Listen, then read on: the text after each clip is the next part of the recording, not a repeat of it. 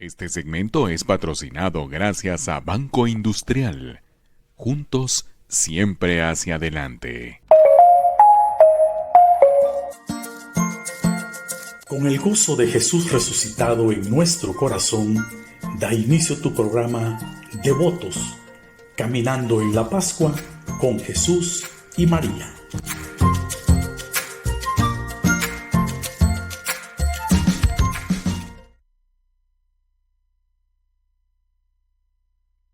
Muy buena tarde, amigos devotos que hoy nos sintonizan en este su programa de hoy, miércoles 30 de abril. Recordemos de que este programa, esta emisión es una emisión pregrabada, así es que los comentarios que ustedes vayan poniendo en la cajita, pues los vamos a ir contestando, no los vamos a poder contestar en vivo debido a lo antes mencionado. Estamos terminando abril, este abril que arrancó con Cuaresma, que luego tuvimos la Semana Santa y que ahora estamos viviendo el gozo de la Pascua. Y a mi derecha hoy se encuentra alguien que entre broma y broma le decía fuera de cámara, me siento más invitado yo que él estando en esta cabina por tantísimos años y tantísimo tiempo que estuvo acá. Pero hoy tenemos el gusto de tener en Devotos a, como yo lo digo cariñosamente, el pana. ¿Cómo está mi pana? Mi pana Samuel, gracias. Samuel, solo tengo una duda, 7 u 8 años desde que abrí la puerta de Devotos en aquella oportunidad. 7. 7 años. 7 años. 7 años. Recuerdo cuando vinieron acá a reunirse conmigo y bienvenido sea, pues, y gran alegría estar en casa nuevamente, compartiendo, pero no, invitado. Aquí tenemos hoy la encargada de cabina, que es Giselle, que está ahí hoy haciendo, le toca ahora a ella. Se invierten los papeles y me encantan, sinceramente. Y más que te cuento que es la primera vez que Giselle me graba un programa o me atiende, entonces me siento emocionado. Me siento con compromiso, por el contrario. Sí, gracias, Giselle. Qué bueno que estemos acá, y antes de arrancar el programa, como siempre, lo vamos a poner en las manos de nuestro Señor, así es que decimos en el nombre del Padre, del Hijo, del Espíritu Santo. Amén. Padre bueno, te damos gracias, Señor Jesús, por esta oportunidad que nos das de estar acá. Sin lugar a dudas, tú has intervenido, tú has puesto tu mano para que las personas que estamos hoy en este momento seamos las adecuadas para poder estar acá en este instante. Ahora pues, bien te suplicamos, Señor, que solamente se escuche nuestra voz, pero que tú guíes esas palabras para que el mensaje pueda llegar de la manera correcta a quienes tú desees que llegue.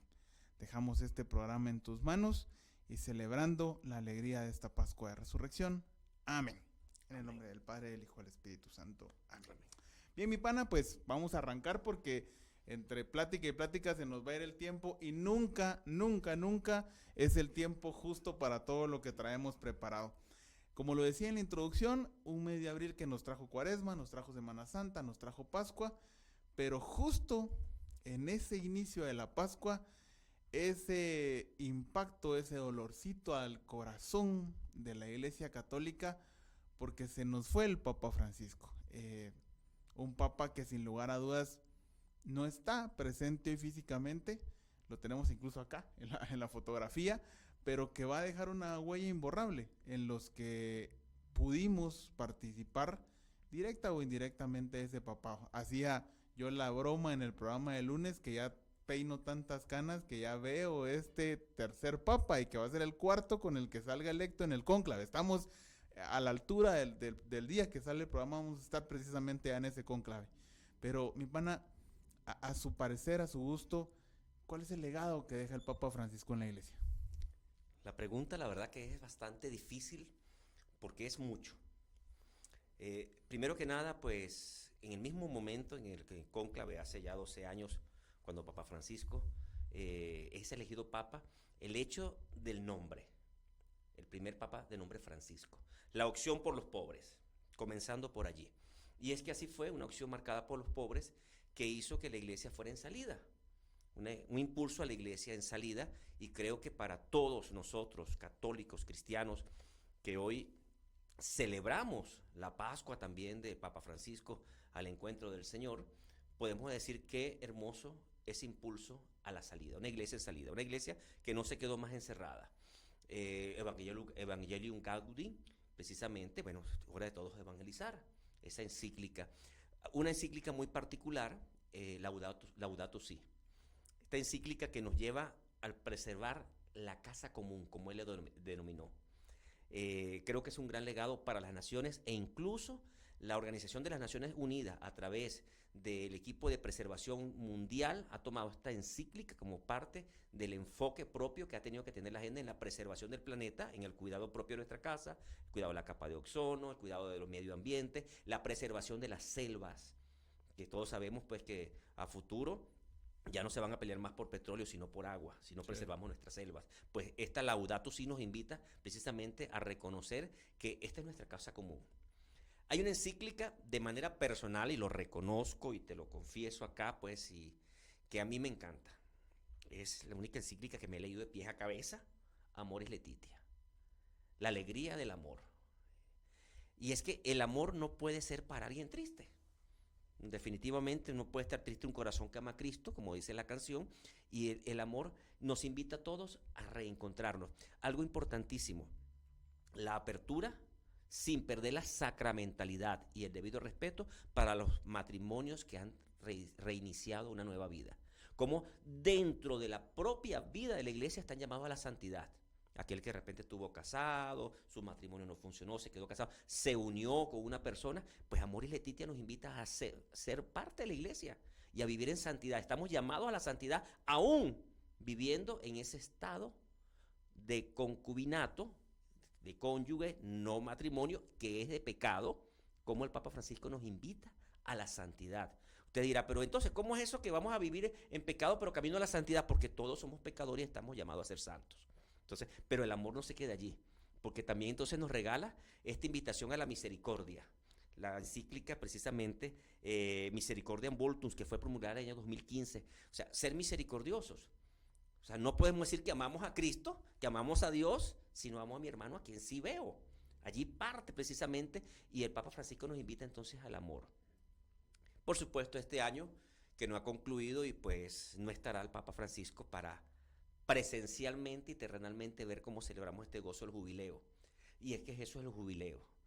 Pues esa alegría nuevamente de estar todos llamados, de tocar el shofar otra vez. ¿Por qué? Porque estamos todos llamados a esa conversión. Así como en el Antiguo Testamento nos invitan a cambiar de vida, a soltar. En el Antiguo Testamento, precisamente el jubileo que se celebraba, bueno, devuelve a los esclavos, entrega lo que te quedaste que no es tuyo. Pues nos invita este año jubileo a nosotros devolver también con amor a quien le hemos hecho mal o a quien nos ha hecho mal. Cambiar esa actitud de vida, ese gozo del jubileo, a pasar por esa puerta santa y a ganar esa indulgencia por nuestros seres queridos que están fallecidos, por nosotros mismos. Por cierto, viví el gozo el jueves santo en la noche, en la visita a los 7 templos. Llegué el último templo con el equipo de Ministerio del Quirio, conseguimos puerta jubilar de Catedral Abierta, y fue un gozo pasarla. Fue una alegría, la piel se me enchinó así grandísima, y solo se me ocurrió decir gracias Papa Francisco, sin saber que 3 días después él también pasaría la puerta santa, pero a la vida eterna. Claro. Entonces, este llamado creo que es lo que Papa Francisco nos ha dejado.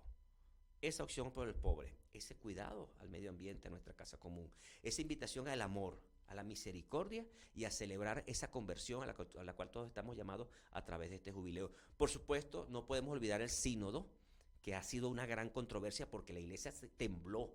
La iglesia tembló. De hecho, se hablaba de un cisma en Alemania porque pues querían ciertos aspectos, pensaron que era que la iglesia se iba a dar porque iba a dar que los curas se casaran.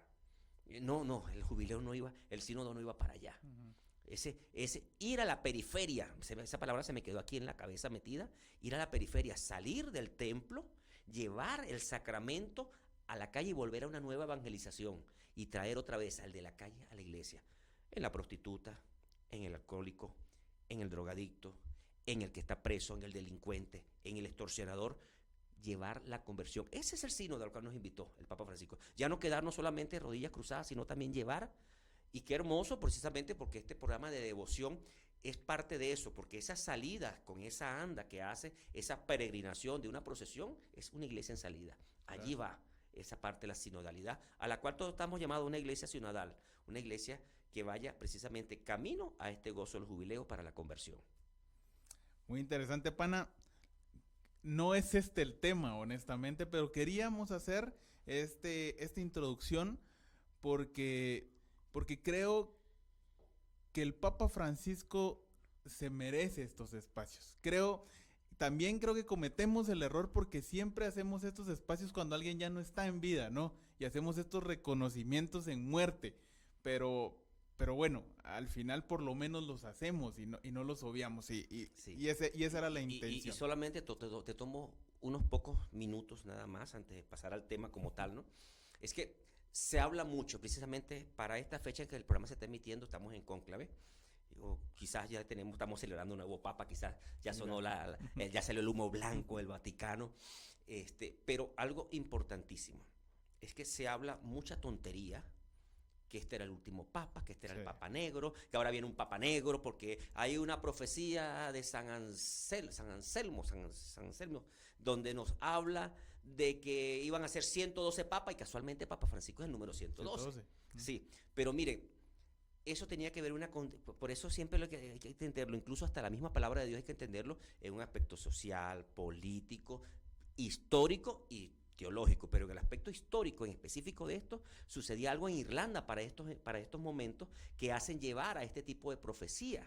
Pero esta profecía no es bíblica. Usted busca en toda la palabra de Dios y no dice en ningún lado que hay un papa negro que va a llegar y se va a hacer el fin de los tiempos. No, por el contrario, nadie conoce el día ni la hora. No hagamos conjeturas. Que hay un papa negro africano que es el mayor candidato. No sabemos qué va a pasar en el cónclave. No sabemos. Entonces, no podemos hacer este tipo de conjeturas porque a la final es la voluntad de Dios. Y no significa que vino el fin del mundo. Y algo que me encantó que aprendí hace poquitos días, el Papa Negro se le dice al cardenal superior de los sacerdotes jesuitas. De hecho, Papa Francisco es el primer papa jesuita y él era el Papa Negro en el papado de Benedicto XVI. Sí. O sea, Papa Negro no significa que es que ven un papa de piel negra. No, nada que ver al Papa Negro. Así se le llama por lo estricto de la orden de los jesuitas, de San Ignacio de Loyola. Por cierto, el actual Papa Negro es venezolano, por cierto, con mucho orgullo. Es un venezolano el actual Papa Negro, que es el máximo rector de los sacerdotes jesuitas a nivel mundial. Rector no es la palabra que se utiliza, pero perdón que no me la recuerdo en este momento. Sin embargo, no significa que el Papa Negro, del cual se cree hablar esta famosa profecía, que no es profecía bíblica, por favor, tengamos eso en cuenta, no tiene nada que ver con el Papa Francisco. Así que tomemos en cuenta que si el nuevo Papa que viene es de color trigueña, abracémoslo, no significa que es el fin del mundo para nada. Por el contrario, la iglesia se ha volcado mucho en África, donde hay una iglesia naciente, donde hay una iglesia que abrazó de manera directa estas encíclicas, sobre todo la encíclica Misericordias Voltum, y la ha puesto en trabajo fuerte porque es la iglesia más perseguida en los actuales momentos por la confrontación que tiene la iglesia cristiana católica en África en ser perseguida por la iglesia musulmana, donde siguen asesinando a sacerdotes y a religiosas día a día en África. Correcto, qué interesante, mi pana, y se lo dije, ¿no? Antes de empezar, invitados, aseguramos los invitados para que haya buenas conversaciones. Bien, vamos a entrar ya, de hecho, al tema. El tema es bonito, de verdad es interesante, creo que fue retador para usted cuando le hablé. El título quizá no nos dice mucho, pero el título más pareciera como de película, ¿no? ¿Y qué pasó después? Suena como a esa trilogía de películas que hubo por ahí, ¿no? Pero la idea es poder hablar de algunos personajes que estuvieron íntimamente ligados al suceso de la Pasión y que seguramente conocemos poco, o quizá no conocemos.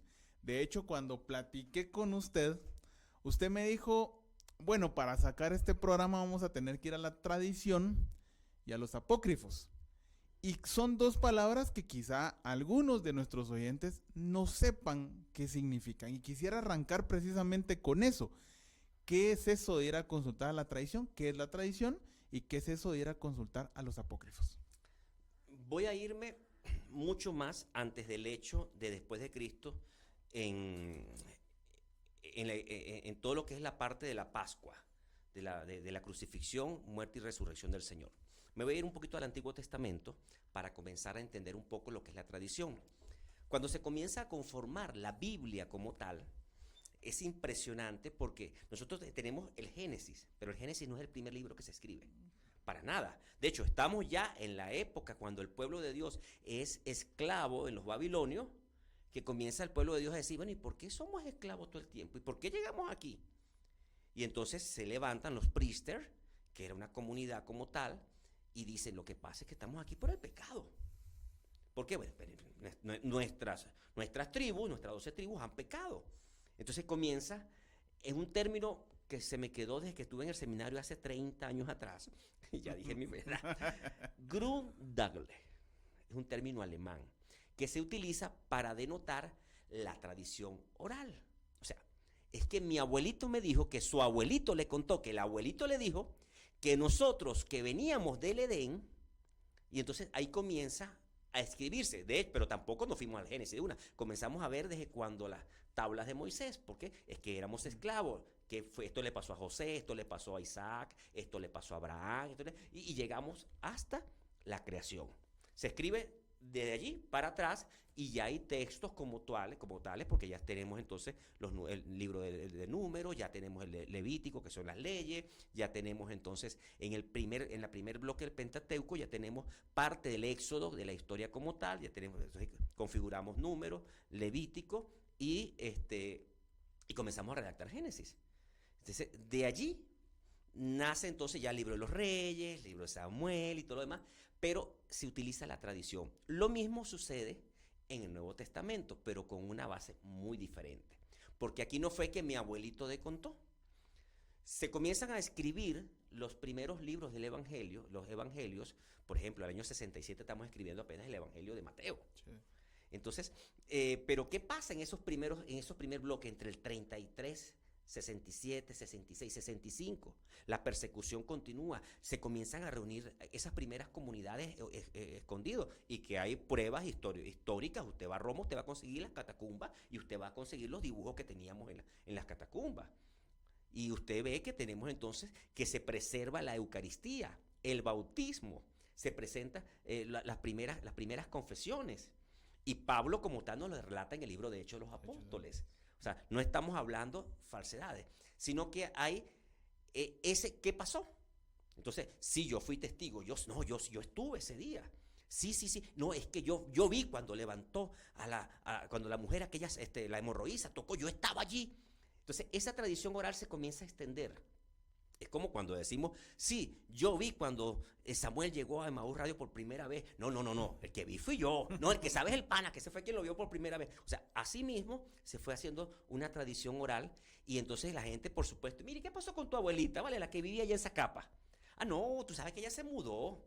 Y sí, se fue, no, es que su hijo como se fue para el norte, entonces vienen historias, les agregamos, les ponemos. Para ello entonces nace la tradición. Y de la tradición hay ciertos personajes que tenemos que bíblicamente nos desaparecen de la escritura bíblica, pero que en las primeras comunidades viene a decir, ¿qué pasó con Pilato? Sí, te enteraste que le quitaron el mandato a Caifás en el año 36. Sí, aquel que nos persiguió, el que llevó a Jesús al pretorio en el año 36. Sí, el emperador romano le quitó porque vio que tenía un acto de corrupción. Entonces, allí comienza la tradición a mantener ciertos aspectos.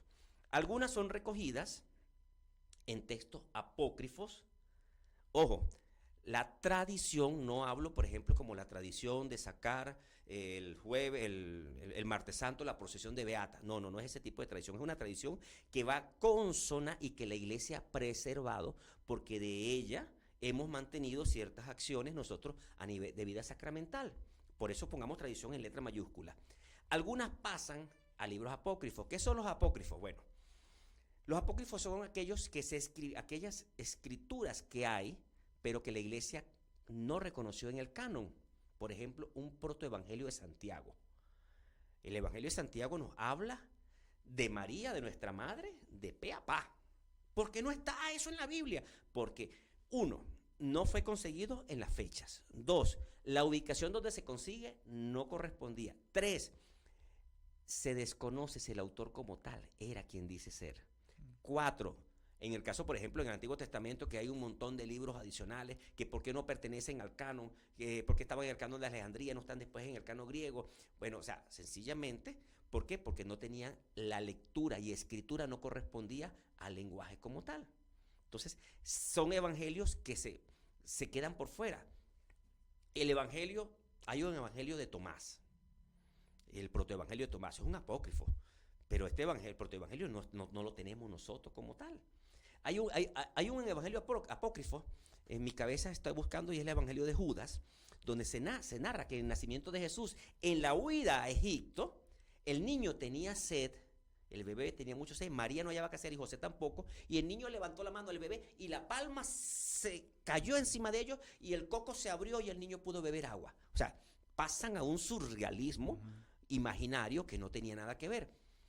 Y son en algunos casos libros que se consiguieron, se ve que fueron escritos siglo V, estamos hablando ya de 50 años, 100, 500 años después, nada que ver. Claro. Entonces, son por eso apócrifos los más cercanos, si tomamos algunos casos, la tradición, lo que la gente decía, lo que históricamente quedó colgado en la historia, como el caso de Pilato. Podemos saber qué pasó con Pilato porque la historia nos lo dice después, la historia romana nos lo detalla, aunque el evangelio no lo tenga.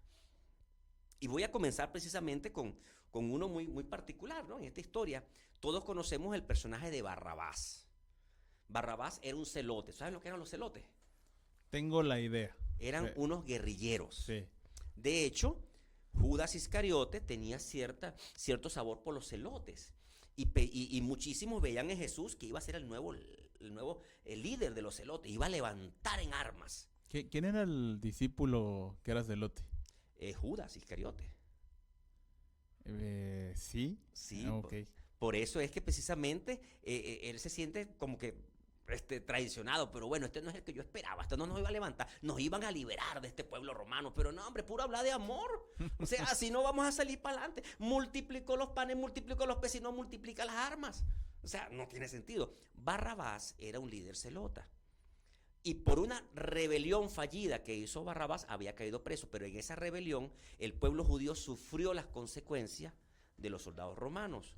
¿Por qué? Porque en aplacar la rebelión mataron y asesinaron a muchos judíos, a muchos celotas fueron capturados, y Barrabás, que había enfrentado, era un asesino, secuestraba, violaba y todo, estaba preso. Por eso cuando Pilato dice, ¿a quién liberó? ¿A Barrabás o a Jesús? Porque él sabe que, bueno, si liberan a este Barrabás, mira la cantidad de muerte que ocurrió por Barrabás. Es más fácil que liberen a Jesús. Sin embargo, la gente prefiere a Barrabás. ¿Por qué? Porque dice, bueno, Barrabás, por lo menos sí se levanta en armas contra los romanos. Mira, Jesús no. O sea, Barrabás como celota, algo importantísimo que me encantó, ¿verdad? Es que Barrabás era un revolucionario, era un luchador. En algunos textos de la tradición en la Edad Media, dice que Barrabás se arrepintió. Pero esto lo podemos encontrar a las iglesias coptas e iglesias orientales. Mientras que para nosotros la iglesia occidental, pues no tenemos nada que nos diga, pues nuestra iglesia católica no tenemos nada que nos lo pueda confirmar. Sin embargo, la iglesia agnóstica, medieval también, dice pues que no se arrepintió, que por el contrario murió de una manera violenta. Okay. O sea, eso es lo que se confirma según la tradición de los primeros siglos. Barrabás, un grupo dice que murió de manera violenta, otro dice que se arrepintió. No hay nada confirmado de Barrabás como tal. El otro es Simón de Cirene. Ese sí me encanta. ¿Qué hace Simón de Cirene? Bueno, el evangelio precisamente en Mateo, en Marcos y en Lucas nos dice que era un jornalero. Sí. Pero que estaba de visita porque era de Cirene. No era de Judea en este momento. No era de allí. Estaba de visita y se habla, inclusive en Romanos, Pablo habla de que sus hijos eran Alejandro y Rufo. Sí. Y que son convertidos, de hecho son fervientemente cristianos en las primeras comunidades. Romanos habla de Alejandro y Rufo y pues comenta que ellos están viviendo en la fe activa. Sin embargo, de Simón pues se conoce poco, se dice que estaba porque era la época de Pascua, iba a celebrar la Pascua como todo, pero como no era de un estatus social alto, tenía que trabajar para mantenerse esos días claro. Como tal, ¿no? En la tradición, fíjate que se dice que Simón y sus hijos se fueron a predicar a África y murió mártir. En la tradición copta de la iglesia oriental se habla que se fueron allá. De hecho, en el libro de los Hechos, pues Simón y Judas, se le da el lugar a Simón de Cirene y se cree que es él allí como tal. En la iglesia ortodoxa lo declararon santo mártir, porque se dice pues que murió mártir en África. para los ortodoxos, se fue a predicar a África, pues, y por allá sufrió la misma suerte que los apóstoles también. Claro. No hay nada históricamente conservado, solamente tradición, tanto ortodoxa como copta.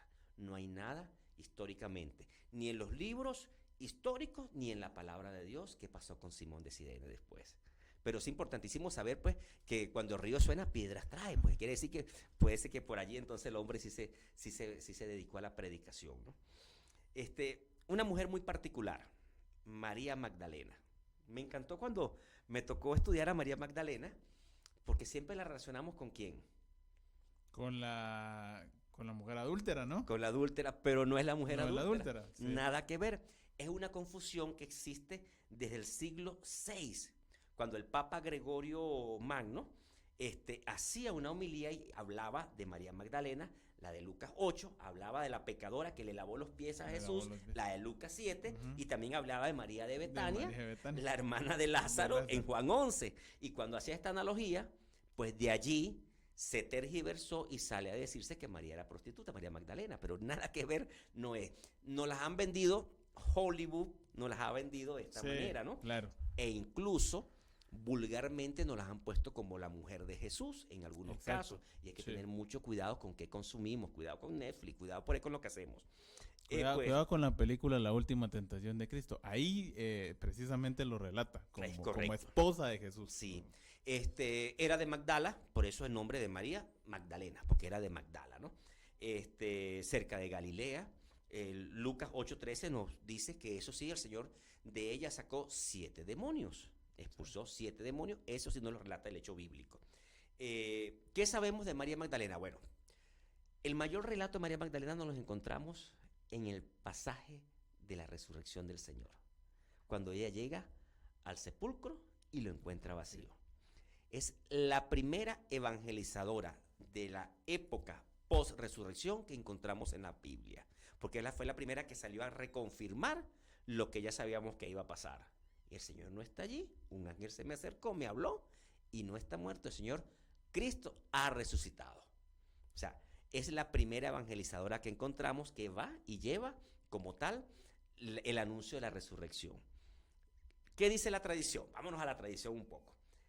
Nos dice la tradición, pues, que fue enviada a Éfeso porque hay una leyenda medieval que dice que ella fue a peregrinar a Francia. De hecho, es tanto así que en Francia tiene 2 basílicas dedicadas, porque se dice que fue la primera prédica que llegó a Francia, fue María Magdalena, que fue tomada presa allá y traída a Éfeso, donde murió según la tradición oriental. Y las primeras tradiciones que encontramos hasta el día de hoy la evidencian como la primera predicadora en Francia. Papa Francisco la declaró su día para el 22 de julio. Papa Francisco, pues, le dio la dignidad a María Magdalena, y es por eso que el 22 de julio ahora se celebra el Día de María Magdalena. Sí. Bueno, mi pana, el tiempo se ha ido increíblemente rápido. Lo que sí le sé decir a la gente que está viendo este programa es que lo va a tener que rever, porque seguro van a haber muchas cosas que habrá que repetir y habrá que buscar, porque también la idea es eso, ¿no? Despertar en la gente ese deseo de ir y de buscar un poco más.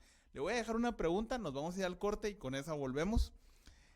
Hay 2 personajes que en teoría, o al menos en la vida terrenal, ya no hubo, y qué pasó después. La Biblia nos relata que Jesús murió con 2 personas más, ¿no? Con alguien crucificado a la izquierda y otro a la derecha. Ya sabemos de que no hubo después para ellos, porque ellos, al igual que Jesús, murieron ese día. Pero la pregunta es, en base a lo que nos cuenta el Evangelio, en base también a lo que hemos visto hollywoodescamente en las películas, ¿cómo estos últimos momentos de esos 2 ladrones, porque ya le dicen ladrones, le dicen Dimas y Gestas incluso como nombres, cómo nosotros podemos afrontar esos últimos momentos de vida? Y seguro es una lección de cómo los afrontaron ellos en su momento, teniendo en el centro nada más y nada menos que a Jesús, ¿no? Y pues sería una bonita reflexión saber cómo ellos lo afrontaron y cómo también nosotros nos deberíamos de preparar para esos últimos momentos. Pero vamos a ir a la pausa musical, así como llenamos de marchas fúnebres en la Cuaresma y la Semana Santa, pues hoy ya en Pascua también nos llenamos de alegría. Y esos sones que acompañan también todas esas procesiones festivas que hay en Guatemala, que son muchas, de hecho son más que las fúnebres, porque hay procesiones festivas creo que todo el año, así es que cada fin de semana puede usted buscar una de esas procesiones. Y vamos a ir a esta canción que se volvió son procesional, que es Bailando en Tercera Dimensión. Volvemos.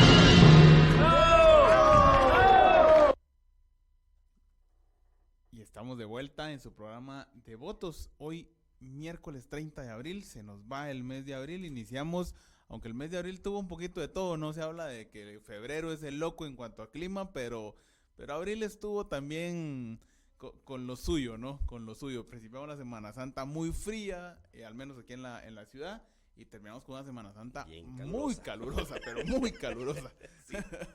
Bien, pues los invitamos a seguir compartiendo nuestro programa, a seguirlo tanto en las redes de Maús Radio, en donde estamos los días martes a las 7 de la noche y los días miércoles, como hoy, a las 5 de la tarde cuando se emite esta entrevista, y por supuesto en nuestras redes sociales, tanto en nuestra emisión de lunes como en nuestra emisión de viernes, a las 9 de la noche. Y precisamente les recuerdo que esta semana la vamos a cerrar con nuestro programa el 2 de mayo. ¿Por qué tanta alegría? Ese es el tema que vamos a desarrollar en este 2 de mayo, ya en la penúltima semana de esta 10ª temporada de Votos en el año 2025. Así es que le pedimos que nos acompañe todavía la última, que será la segunda semana del mes de mayo, con la cual daremos por finalizada esta temporada.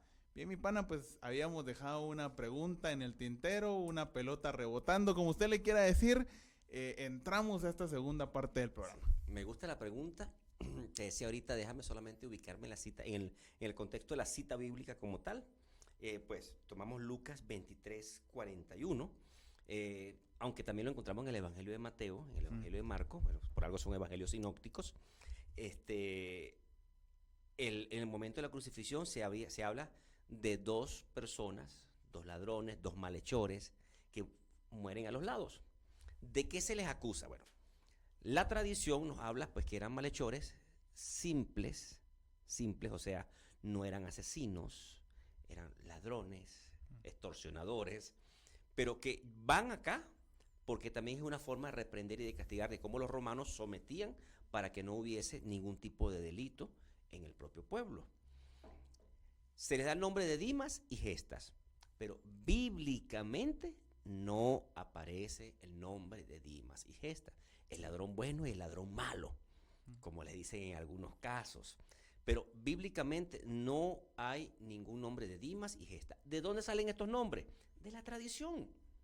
No, sí, es que lo crucificaron. Y fue crucificado con Dimas y Gestas, sí. Pero esto no está bíblicamente. Eso es lo que se habla en la tradición y es lo que sostiene nuestra fe de manera llevadera y de poder entender que todos somos Dimas o somos Gestas. Y allí viene la reflexión. Y yo voy a tirar la pelota para allá, ¿no? Un Chapo Guzmán, un asesino grave, que a veces vemos, es más, se lo voy a poner más difícil, un político nuestro, que después lo vemos en la iglesia, que mira, después de todo lo que se robó, mira, o sea, es que el perdón de los pecados existe, el arrepentimiento está. Algunos en el último momento, y te digo, pues yo tuve una oportunidad de viajar una vez con el padre Carlos, sacerdote de San Juan Eudes, y íbamos en el carro y ya terminaba de ocurrir un accidente y la persona estaba muriendo dentro del carro. Y el padre nos dijo a todos, levanten sus manos y oremos por esa alma. Porque si no le ha dado tiempo a arrepentirse, oremos para que la misericordia del Señor lo toque. O sea, la misericordia del Señor puede tocar. Es como cuando vemos, ay, sí, ahora se le echa santurronas, se la pasa en la iglesia, mira cómo era de tremenda, mira el pana, ah, sí, claro, se le echa de santico ahora. Mire, la conversión, por algo el Papa Francisco nos invita en este año jubilar a esa conversión. La conversión no tiene, es como Caballo Viejo, la canción de Simón Díaz, no tiene horario ni fecha en el calendario. La conversión es todos los días y puede ser ahorita, pero usted no sabe si va a tener la oportunidad en el último momento. Mejor aprovéchela ahora. A veces hay personas que en el último momento no logran arrepentirse. Sí. Un Gestas. Claro. Sí. La Iglesia Católica y la Iglesia Ortodoxa le dan el título de santo. Lo reconocen como santo a Dimas. A Dimas. Sí, y pues se le reconoce como el primer santo de la Iglesia. El primer santo. ¿Por qué? Porque hoy mismo estarás conmigo en el paraíso. O sea, ¿qué mayor buscar? ¿Para dónde usted va a correr? Ahí está la respuesta. Hoy mismo estarás conmigo en el paraíso. Pero yo te hago otra pregunta. ¿Pero cómo hoy mismo si el Señor primero pasó 3 días porque iba a descender a los infiernos? ¿Ah? Porque el tiempo del Señor no es el tiempo nuestro, sí, mis queridos hermanos. Recuerden que eso también, así es. Claro. Mira, para seguir avanzando en estos personajes, por cierto, te comento que me regaló el Señor la dicha el día domingo de ver nuevamente la película de Longinos, y se las recomiendo, está en Netflix. Longinos es el soldado romano muy hollywoodense, con muchas cosas, pues, pero fíjense ustedes que va muy apegada a la tradición. Y va apegado al Evangelio de Nicodemo. ¿Al Evangelio de qué? De Nicodemo. Ahorita le voy a contar quién fue el Evangelio de Nicodemo.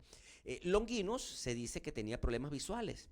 no había podido ir a la óptica como nosotros, y cuando atravesó el costado del Señor, la sangre de Cristo le restauró la mirada. Sí. En la película, él sale persiguiendo a los primeros cristianos, y en una de esas que llega a la casa donde están todos reunidos está Jesús. Y él allí deja todo. Y de hecho, la tradición como tal nos dice que él abandonó el ejército y comenzó a andar con los soldados, con los apóstoles. Y dice la tradición que fue parte del grupo que estuvo cuando el Señor ascendió al cielo. Y no es de decirlo, porque la palabra nos dice que había una multitud. Claro. O sea, ¿quién dice que no estaba Longuinos allí? Sí. O sea, no fue el único junto con los apóstoles. Había una multitud. La tradición nos dice que Longuinos, huyendo del mismo ejército para no ser condenado porque a él se le declaró persecución, en la película aparece muy hermosamente cuando los mandan a perseguir, Longuinos se va a Asia a predicar. Dice que se fue a Capadocia específicamente y es venerado en la iglesia católica, en la iglesia ortodoxa y en la iglesia copta. O sea, de hecho, se le reconoce en la iglesia ortodoxa como San Longuino. O sea, que si usted está gordito, usted es San Longuino. No, ahí tenemos nuestro patrono, los que tenemos la longuita, ¿no? No, pero Longuinos, pues, como soldado romano, como centurión, pues, es una invitación a que todos debemos ser bañados con esa sangre misericordiosa del Señor para que nuestra vista deje de ver lo que no es y vea como tal a Cristo resucitado. Para que no nos salgamos del entorno del ejército romano y de los romanos, a mí me gustaría, antes de que entremos con Nicodemo, porque Nicodemo, a mí me parece que es un punto y aparte, ¿no? Nicodemo es un personaje interesante. De hecho, yo siempre, bueno, desde que salió esa producción de Chosen, a mí se me hace una pintura la forma en ese diálogo Jesús-Nicodemo en la noche. Es impresionante. Para mí es de lo mejor que tiene esa serie en cuanto a producción. Así es que si no la ha visto, vaya. También te cuento que The Chosen está inspirada en el libro apócrifo de Nicodemo, específicamente, Ajá. Y en parte de la tradición oral y escrita que tiene la iglesia en los primeros tiempos. Oh, perfecto. Perfecto, Sí. que ya está la quinta temporada. Vamos a darle un poquito de publicidad. Está en la quinta temporada. Está bien. De hecho, es muy aplaudida por muchos hermanos cristianos evangélicos, porque está pegada un poco a esa tradición que ellos sí reconocen, pero que no reconocen la otra parte. Pero bueno, ese es otro tema para otro programa. Otro programa. De hecho, como condimento, Jesús muy católico, el actor de Jesús muy católico y el productor evangélico. Sí. Y ahí es donde va Hay la un unión. match. Hay un match. Sí. Pero hablemos de Poncio Pilatos, ¿no? O sea, es un personaje que incluso muy relacionado a nuestra vida. Cada vez que le sacamos a un problema, nos recuerdan a ese personaje, ¿no? El personaje es famoso por eso. Muy buen político, muy buen Sí. político. Como político como tal, evita dos cosas. Vamos a dedicar el tiempo, sí, rapidito. Sí, acá. vamos. Sí, fíjate que voy a relatarte algo que escuché de una prédica de un hermano evangélico hace poco, muy acertada, cuando hablaba de Pilatos, ¿no? O sea, Pilatos, en principio, quiso zafarse del problema y por eso se lo mandó Herodes. Sí. Pero Herodes se lo devuelve otra vez. Y Pilatos buscó la forma. Pero Pilatos tenía algo que le costaba a él. Primero, si Jesús decía que no era el rey, Pilatos no tenía nada que acusarlo. De hecho, no encuentro en él nada de qué acusarlo. Se hace llamar el rey. Pero ¿acaso tú eres rey, pues? O sea, si Jesús dice que no viste que no, vaya por fuera. Pero Jesús, pues, en toda su misión, estos 33 años, es la primera vez Jesús que dice, sí, yo soy el rey. Sí. Entonces, no encontró qué hacer y entonces termina lavándose las manos. Fue gobernador del año 26 al año 36, solo 10 años. Flavio Josefo es un historiador judío de los siglos primarios de nuestra fe, pero también antes de Cristo, los últimos años antes de Cristo y los primeros después de Cristo. Flavio Josefo, toda su bibliografía usted la puede conseguir en internet, y nos dice pues que lo cataloga como un gobernador insensible y provocador. Filón de Alejandría, otro historiador del siglo I, dice que era un corrupto y violento. Tácito, del siglo II, otro historiador, dice, pues sencillamente fue el ejecutor de Jesús. Le recarga toda la culpa. Sin embargo, en el Evangelio de Nicodemo, el primer capítulo como tal del Evangelio de Nicodemo se llama la Carta de Pilatos, que gracias a devotos puedo decirle, acabo de descubrir esta y ahí comencé porque está buenísimo. La Carta de Pilatos, como que Pilatos manda cartas a Herodes, manda cartas para decir que no crucifiquemos a Jesús, y cómo la influencia de su esposa Claudia hace en él mella, pero él se encuentra y como político le tocó ser político y lavarse las manos, literalmente. Pero fíjate que en el año 36 hubo una revuelta que ocurrió en Samaria y la revuelta le costó aplacarla, perdió muchos soldados romanos, fue llamado a Roma y lo destituyeron del cargo hasta el año 36. ¿Qué dice la tradición? La tradición nos dice que lo declararon santo junto con su esposa Claudia Procula, pero para la iglesia etíope, la iglesia etíope y la iglesia copta lo declaran santo porque pues él sencillamente fue parte del plan del Señor. Pero para nuestra iglesia occidental y la iglesia ortodoxa y la iglesia anglicana, pues es culpable y cobarde por lavarse las manos. Por lavarse las manos. Así es. Es interesante y voy a hacer mención de algo que escuché de un sacerdote, porque yo alguna vez me quedé con esa duda y decía, ¿por qué el Evangelio de Juan, cuando está en ese diálogo Pilato-Jesús, y Pilato le dice, ¿y qué es la verdad? Y luego como que se corta, ¿no? Y ya salen otra vez y ya todo el relato que conocemos de a quién libero y luego... Busque en internet el Evangelio de Nicodemo, la primera parte, la carta de Pilato, y lea usted el diálogo completo que Nicodemo nos dice que tuvo Jesús con Pilato, que no está relatado completo en el Evangelio de Juan.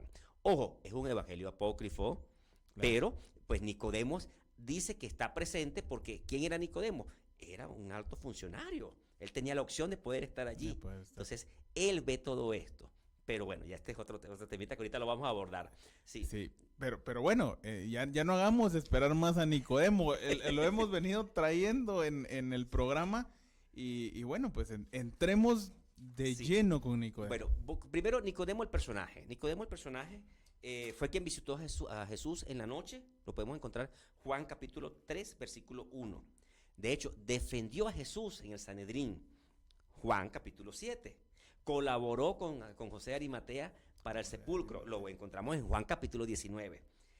Flavio Josefo, este historiador del último siglo antes de Cristo y del primer siglo de Cristo, dice que era un hombre influyente y económicamente bien posicionado. O sea, el tipo vivía por allá en aquella zona, por aquel lado, ¿no? O sea, no vivía de aquí en zona 2, ¿no? Nicodemo era influyente y se dice que estuvo y acompañó a Jesús en los 7 lugares. Por eso él se atreve a escribir una carta, un protoevangelio. Pero el protoevangelio no aparece sino hasta el siglo VI. Entonces no se le da veracidad y no es parte del canon porque juega mucho con la tradición, con el que yo escuché, lo que yo vi y lo que me dijeron. Entonces por eso no se le da un lugar dentro de las escrituras. Aparte de eso, el Evangelio de Nicodemo está compuesto en la primera parte por el acta de Pilato, que allí usted lee el juicio de Jesús completo, están los diálogos y las cartas que tiene Pilato, Herodes y algunos miembros del Sanedrín, está lo que habla la esposa Claudia con él, y en la segunda parte, me encanta esta segunda parte, no ha llegado todavía para allá, porque es cuando nos relata Nicodemo que él ve completamente entonces el descenso de Jesús al infierno. Y cómo Jesús se enfrenta a Satanás y libera las almas que estaban pendientes de ser llevadas al cielo, porque las puertas del cielo habían sido cerradas por el primer pecado de nuestros padres Adán y Eva. Entonces, esto lo encontramos en este evangelio. Ojo, importantísimo, nuestro credo católico nos dice que Jesús descendió a los infiernos. Sí. Al tercer día resucitó en el infierno y subió a los cielos. Y esto es tomado de este protoevangelio. O sea, que nuestra fe, aquí viene el magisterio, que es otra parte de la iglesia que hay que entender rápidamente. El magisterio de la iglesia, pues es quien se encarga de velar que lo que se habla en la tradición tenga que el sentido propio bíblico y que no esté por fuera. Es quien nos regala los dogmas, por ejemplo, un dogma mariano como la Asunción no está en ningún evangelio, pero la iglesia lo defiende a través del magisterio con un dogma. ¿Por qué? Porque tiene relevancia entonces un evangelio apócrifo como el evangelio de Santiago. Claro. Sí. Interesante. De verdad que interesante. ¿Qué otro personaje tiene ahí? Mira, bueno, Malco. Malco. ¿Te acuerdas de Malco? Sí. Le cortaron la Que le oreja. cortaron Bueno, la oreja. Malco representa precisamente es ese reconocerse nada. Y Malco, pues dice la tradición que se convirtió después de esto. Sencillamente dice la gente, no, que después que le cortaron la oreja se convirtió. No aparece en ningún relato de ninguna iglesia, solamente en himnos bizantinos nada más. La Verónica. La Verónica. La Verónica. Interesante. ¿En qué cita bíblica está la Verónica? Vale. Hoy sí me agarró de curva, no sé. En ninguna, no está en la Biblia. Es correcto, no está en la Biblia. Nosotros tenemos el sexto, Sí. la sexta estación de Via Cruz y la Verónica. La en Juga. Verónica en Juga. Pero el la 4 de Verónica Jesús. no aparece en ningún texto bíblico. Sí. Pero hay una tradición que se dice la Vera Icon, que es el rostro divino en la tradición. Se dice, pues, en un evangelio apócrifo, en el de Nicodemo, aparece de una mujer llamada Berenice. Y pues la hemos llamado, latinizadamente le hemos llamado la Verónica. Verónica. Sí. Y en este evangelio esta mujer tiene una toalla y con esta toalla es que se lava y se sana Tiberio César. Aparte de eso, históricamente, es incierto, pero la tradición nos representa que esta mujer viene a representar a la valentía de la mujer, sobre todo en épocas en que la mujer era menospreciada. Por eso la Verónica. Es parte de la tradición, no está en la Biblia, pero se hace la tradición. ¿Y te acuerdas cuando llevaban a Jesús? Sí, esa mujer, ¿qué se habrá hecho? Sí, ¿pero quién? No, una tal Berenice. O sea, es lo que se habla, pero que no está en la palabra de Dios. Sí. Caifás, por supuesto, fue José llamado Caifás. Fue sumo sacerdote del año 18 al 36. Lo podemos encontrar en los textos de Flavio Josefo, historiador del siglo I, donde nos narra pues que él fue quien era suegro de Anás, además de esto, y entre los dos se confabulan para poder llevar a Jesús delante de Pilato.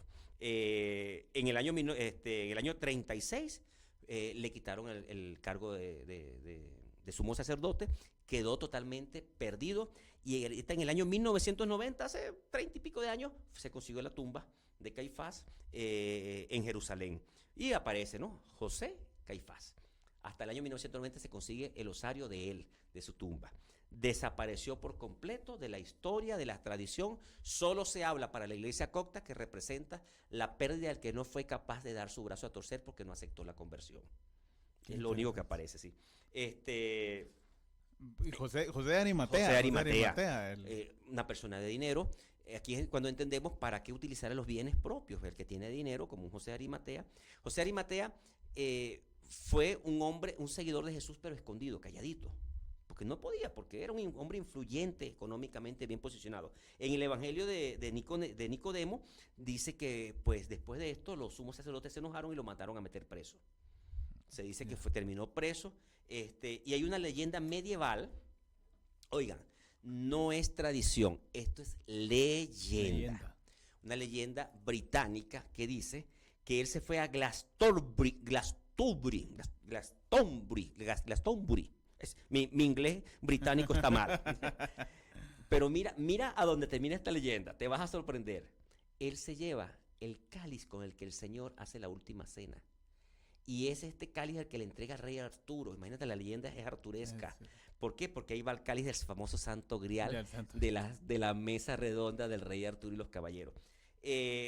Pero esa leyenda lo lleva hoy en día a que en el Reino Unido se ha considerado el primer evangelizador que tenemos, y es tanto así que la iglesia anglicana, que es la iglesia propia del Reino Unido, lo reconozca como santo, a José de Arimatea. Qué interesante. Sí, interesantísimo. En el evangelio sí aparece José de Arimatea en los 4 evangelios, en Mateo, en Marcos, en Lucas y en Juan. Importantísimo. ¿Quién da el sepulcro? Sí, por supuesto. ¿Quién da el sepulcro? Sí, y ya me quedan pocos minutos, 2 minutos. Mire, hay unos evangelios apócrifos marianos, que es interesante. ¿Por qué? Porque se fundamentan en base a ellos algunos dogmas de nuestra fe católica, porque van en base a las primeras comunidades. Está el protoevangelio de Santiago, que es del siglo III, y aquí se narra todo lo que tiene que ver específicamente con la dormición de María y su respectiva asunción al cielo.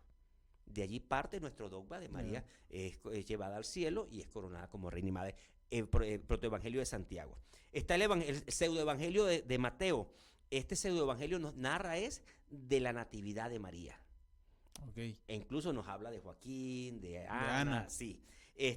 Ahí también está el evangelio del tránsito de María. Es un evangelio más afincado, no se le encuentra autor, es apenas del siglo VI, muy, muy arriba. Sí. Ajá. Y sin embargo, este evangelio del tránsito de María está en griego, en latín, en copto y en siríaco.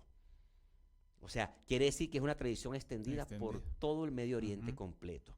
Hay que entender nuestros primeros concilios, como el de Jerusalén, como el de Trento, y por supuesto los siguientes concilios, como el de Constantinopla, cuando la iglesia se plantea como tal y le toca enfrentar las primeras herejías arrianas, pues tiene que recurrir a si Jesucristo es verdadero Dios o verdadero hombre.